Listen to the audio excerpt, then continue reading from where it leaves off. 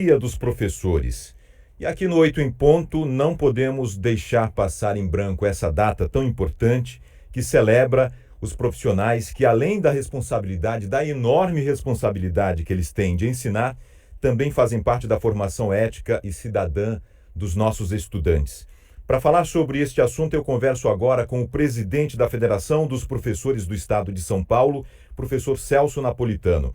A FEPESP é a organização sindical que representa professores, técnicos de ensino e auxiliares de administração escolar da rede privada de São Paulo. Bom dia, professor Celso Napolitano. Obrigado pela gentileza dessa entrevista. Bom dia, Mário Augusto. Eu estou agradecido por esse honroso convite. Bom, lembrando a você, caro ouvinte, que essa entrevista também é transmitida simultaneamente e ao vivo pelo Facebook da Cultura FM Oficial. É o nosso link dentro do Facebook para acompanhar essa entrevista ao vivo, caso você esteja em movimento, em trânsito, não dirigindo, obviamente, e queira acompanhar através do Facebook. Professor, a pandemia mudou substancialmente a forma de ensinar. Nós adotamos o ensino online e agora também o ensino híbrido, meio físico, meio digital. Como é que os professores e a educação brasileira se adaptaram a esse novo cenário? Então, Mário Augusto, eu penso que ainda nós estamos nos adaptando. De um momento para outro, no dia 13 de março de 2020, fomos retirados da sala de aula e colocados nas nossas próprias casas. E literalmente tivemos que nos virar. Os professoras que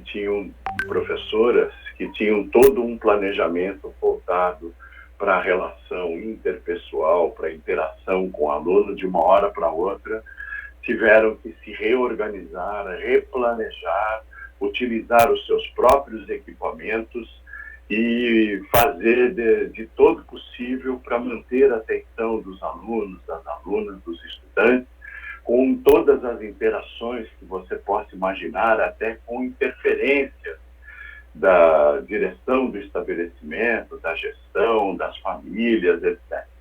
Passamos por esse período e, repito, com os nossos recursos, utilizando nossos equipamentos, nossa banda larga, e fomos aprendendo com isso e fizemos um excelente trabalho. Agora, no retorno, existe esta, vou chamar de novidade, que é o ensino híbrido e que nós ainda estamos tentando nos adaptar. No ensino superior, a situação está um pouco pior ainda, com um número muito grande de alunos das salas virtuais e ainda com uma grande quantidade de aulas ainda no remoto. Professor, nesse sentido, quais são os piores erros que estão sendo cometidos na educação atualmente? E quais as mudanças significativas que também vêm acontecendo na educação nesses últimos anos que o senhor poderia elencar? Então, Mário Augusto, o pior erro que foi cometido na educação nesses anos de pandemia foi não ter havido uma orientação segura por parte do MEC, por parte do Conselho Nacional de Educação, por parte do governo federal, que se omitiu completamente. Todos são conhecedores de que pelo Ministério da Educação passaram 5 pessoas e nenhuma dessas pessoas afeita a questão educacional. Não se preocuparam, por exemplo, em promover banda larga, em promover condições tecnológicas para que todos os alunos e as alunas pudessem acompanhar as aulas. E agora, no retorno, esta defasagem, principalmente no ensino público, principalmente nos rincões mais afastados das grandes capitais, essa defasagem é uma dificuldade que os professores estão enfrentando e, mais uma vez, não existe uma orientação segura por parte do governo federal para que esses alunos, essas alunas possam recuperar o tempo perdido, uma vez que as vidas em grande parte ou em boa parte dessas pessoas foram mantidas. Mas essa recuperação em termos educacionais teria que ser muito bem orientada e também trabalhar com a questão da evasão. Eu penso que todos deveríamos nos voltar agora para essa questão, recuperar esses 2 anos perdidos para que essa geração não se perca. Seria muito danoso para o país, seria muito custoso para o país, e eu posso dizer até um ataque à soberania nacional, se nós deixarmos com que essa geração progrida nos estudos, na sua concepção estudantil, levando essa defasagem para frente. Será uma grande perda para uma geração. Professor, o senhor tocou num ponto muito importante, que é a consequência deixada por essa pandemia no processo de ensino-aprendizagem. É possível a gente imaginar em que momento que essa bolha vai estourar com essas consequências, a partir de que momento essas consequências negativas da pandemia que foram acumuladas, a partir de que momento elas serão mais visivelmente observadas? É possível a gente traçar um marco nesse sentido? Para Augusto, é sobre esse assunto que eu penso que os educadores, educadoras, e a maior parte deles e delas, está se debruçando. Porque o grande risco que se corre é por duas, vou chamar de duas consequências dessa causa nefasta e naquele momento improvável e sem nenhuma condição de ser prevista, imprevisível, que foi a pandemia. Uma delas é carregar essa defasagem para frente até quando? Até o ensino universitário. E aí as pessoas, uma vez que existe uma fila, né? Uma fila de crianças, de estudantes que estão ingressando nas escolas e empurrando aqueles que estão na frente para séries posteriores. Se eles forem empurrados, carregando essa defasagem, isso pode gerar um grande problema no ensino universitário. E daí nós teremos uma geração com grande falha de qualificação, uma geração mal qualificada. Um outro efeito, pior ainda, é fazer com que essas crianças, por não poderem acompanhar o ritmo de estudo ou por estarem completamente perdidas, abandonarem a escola. O efeito da evasão.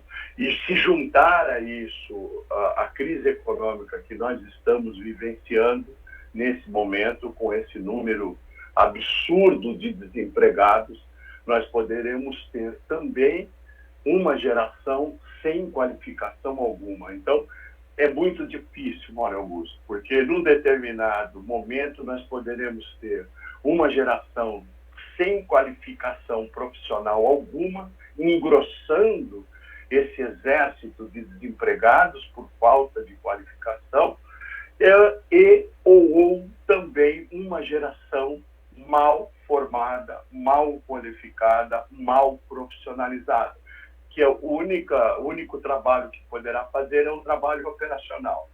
Então, é nesse sentido que eu digo que para que se tome cuidado em termos de um atentado até à própria soberania nacional, porque uma geração nessas condições é danoso para a própria economia ou para o desenvolvimento do país.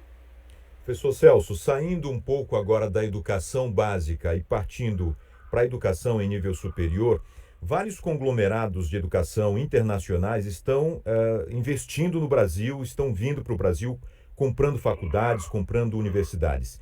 Vocês da FEPESP veem isso com bons olhos ou é algo com que se preocupar?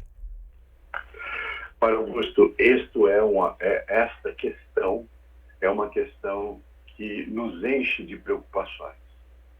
É para nos preocuparmos enquanto representantes da categoria de professores e professoras, de funcionários e funcionárias não docentes, mas eu penso que além do nosso sentido corporativo, do nosso sentido de representação de categorias, deve incomodar muito e deve preocupar a sociedade brasileira no geral.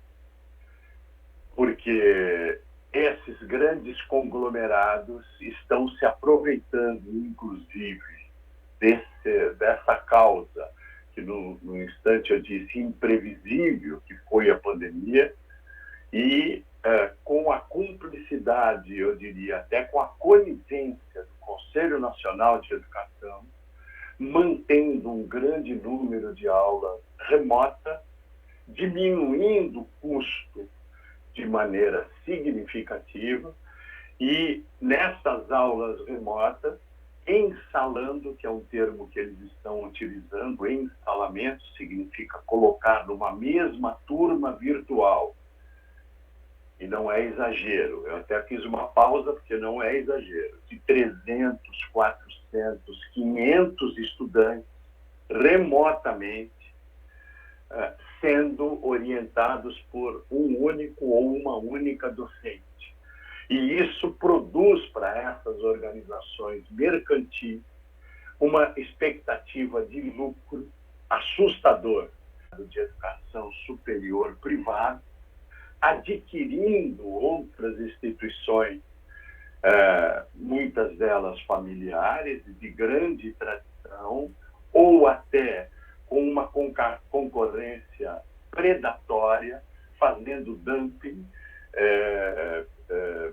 predando essas instituições e levando-as a uma insolvência financeira, e que eles vão ser os donos do mercado de educação superior nacional. E donos do mercado de educação superior nacional significa donos da inteligência nacional, porque os alunos e as alunas vão aprender exclusivamente os cursos ou os conteúdos que eles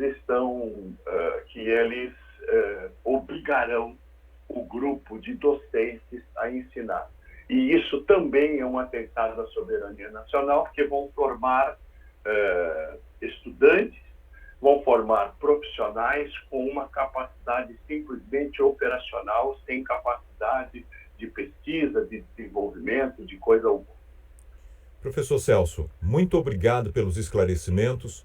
A gente deseja a todos os professores brasileiros que se empenham, que trabalham arduamente para oferecer o melhor em termos de conteúdo para suas classes, para os seus alunos, porque ser professor no Brasil realmente é uma vocação, uma missão, não é mesmo?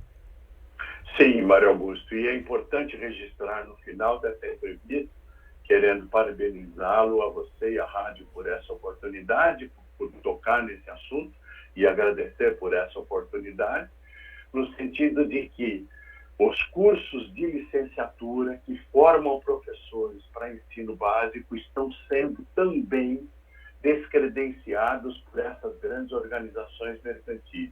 E, como consequência, um desestímulo total a que os jovens procurem esses cursos. Então, em pouquíssimo tempo, nós teremos um número muito pequeno de professores e professoras licenciadas, ou então estudando à distância, em cursos à distância, e sendo muito mal formados. E aí nós teremos um círculo vicioso que vai interferir na formação dos nossos jovens. Tá certo, professor. Muito obrigado pela gentileza da entrevista. Nós conversamos com o professor Celso Napolitano, presidente da Federação dos Professores do Estado de São Paulo. Professor Celso, que também é docente da Fundação Getúlio Vargas na Escola de Administração de Empresas de São Paulo. Em São Paulo, 8 horas e 46 minutos.